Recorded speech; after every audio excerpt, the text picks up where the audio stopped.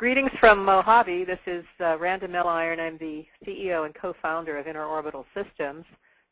We are a rocket manufacturing and satellite manufacturing company located at the Mojave Air and Spaceport. I'm very pleased to be here today to let you know a bit about our companies. Interorbital started in 1995 doing rocket research, basically propulsion research. And our current location in Mojave includes 2 test sites, large manufacturing area. And so we are working on a number of launch locations that are both land and sea-based, and they're worldwide. Translunar Research is a company we founded around the same time as Interorbital, and that's a 501c3 scientific and educational organization that's dedicated to the colonization and commercial exploitation of Earth's moon and those of other planets, and that began in 1996. We do prototyping and testing here in Mojave for what will be an eventual manned and cargo lunar transportation system. We're working through our test flights on the prototype models of the basic building blocks for those systems. We have launch and test facilities nearby. North of Mojave, we can do our low-altitude flight tests at a private launch location. And at the Mojave Spaceport, we perfect and fire all our engines. And you see one up there with a nice 24-foot plume. That is the qualifying run for the basic module of all our rockets, the Neptune series of rockets. We have an augmented launch procedure that includes ocean launch, canister launch system. This system will give us a completely flexible schedule for our customers. Also, customers can choose their own inclinations for orbit. We have a rapid response, no waiting in the spaceport lines with this method. It's an extremely cost-effective method, and it's the one that we've chosen overall. The basic unit that we're working on for our Neptune rocket systems, or the N-series modular rockets, is called the CPM, or Common Propulsion Module. This unit is basically a sounding rocket. We bundle these units and turn them into orbital launch vehicles. The smallest configuration we can have is a 5 unit to give us orbital capability. But as a sounding rocket, this launcher can lift 145 kilogram payload to a 310 kilometer apogee. So it gives us good readout on our telemetry and all the systems that we'll need to do when we go operational with our 5 module units in low Earth orbit at that 310 kilometer altitude also. So good readout with this test vehicle. What is essentially a test vehicle can also be used as a sounding rocket. We test rocket thrusters for control, like those that will be used in our lunar lander. And this is one of our test sites, with test site 1 and 2 at the Mojave Air and Spaceport. But we can test vertically or horizontally, and in this photograph, there's a thruster that uses our proprietary and preferred propellant combination, which is nitric acid, furfural alcohol, and turpentine, and those give us an extremely smooth run with our engines. And it's a great substitute for the really expensive and toxic hypergols like hydrazine and nitrogen tetroxide, and we achieve a hypergolic ignition, which means we need no external or additional ignition system for our rockets. And all our engines are designed and built by our company here in the U.S., so we are not dependent on Russian rocket engines. It's a photo of, again, the qualifying run for our general purpose rocket engine. It's a 7,500 pound thrust engine. It's our main engine. Because we're using modules, we can use a lower thrust engine and combine for an augmented thrust that gives us orbital performance or interplanetary performance. depending on how many modules we add to that rocket system. So we get a very high ISP. We get a very great smooth burning, as I mentioned before, and this whole system is designed for mass production and low cost. There's a photograph of the first flight test of our Common Propulsion Module. It's the CPM-TV, or Common Propulsion Module Test Vehicle. And we carried a number of payloads on that flight, 2 CubeSats and 2 TubeSats that will eventually fly in our first orbital flight, but those were being qualified as well.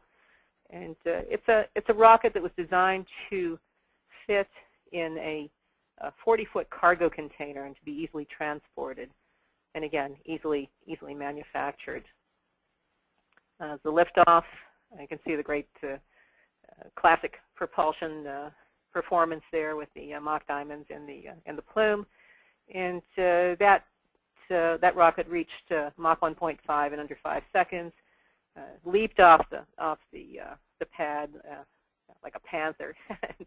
It weighed, I think it's about half a ton, so it was really an extraordinary experience to see that and experience that launch. But we recovered the rocket intact, and all 4 payloads were also intact and functioning, so all the owners were quite pleased, and so were we, and we got great data from that flight. A little shot from above, we tested a staging system that we'll use on our orbital vehicles with a member of the AST present at that flight to witness that. Again, the CPM-TV launch gave us a lot of data that we'll be using for the orbital launches, which are coming up at the end of this year, hopefully. We tested all the, as I mentioned, staging devices, telemetry, and we carried quite an array of payloads, a Taiwanese payload, Brazil and California boreal space. Our Google Lunar X Prize Team SYNERGY MOON had a payload on board. John Frusciante from the Red Hot Chili Peppers had a payload on board. That was extremely successful, and as an advertising project, and actually went on to win a Golden Lion Award at Cannes that year. So it was interesting and gratifying to be interviewed by Rolling Stone, of all things. So you never know where rocketry is going to take you.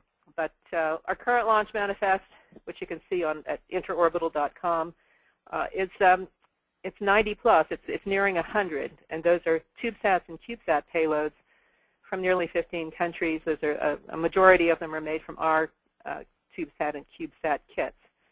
And we've sold out our first 4 orbital launches.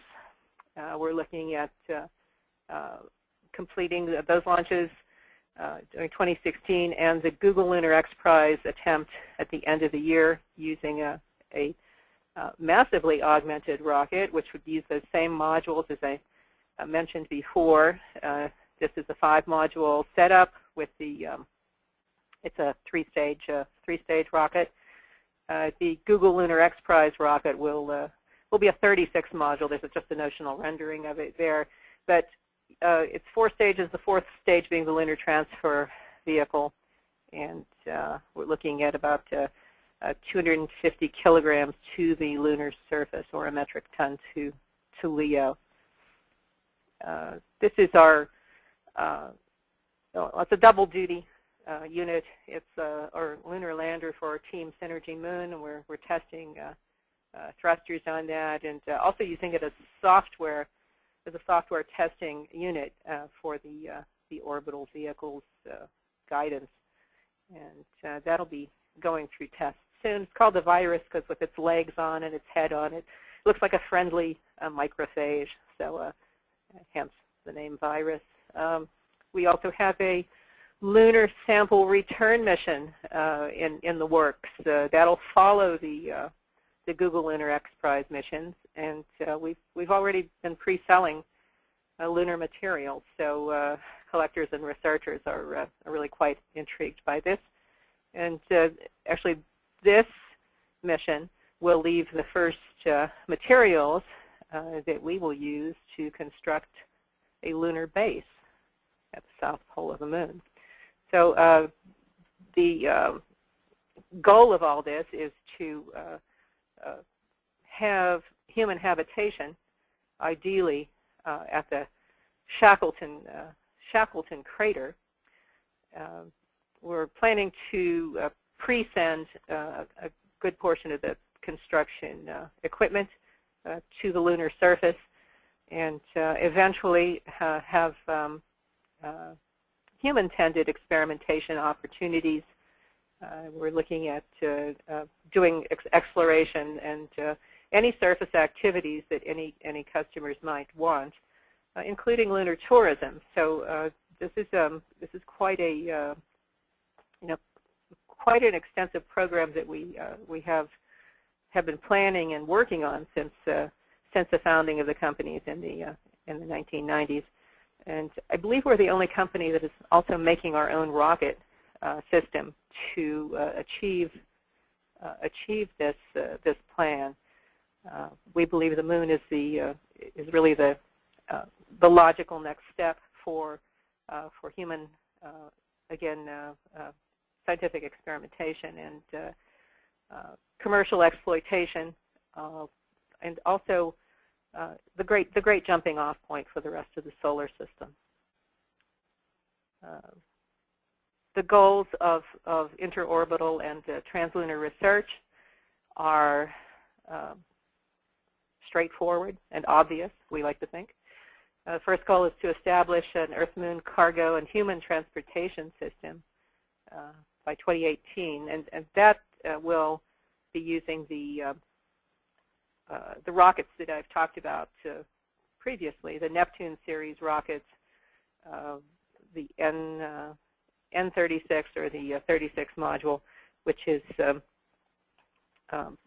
suitable with two variants of that, one for human transportation and one for cargo. And these will be run with the human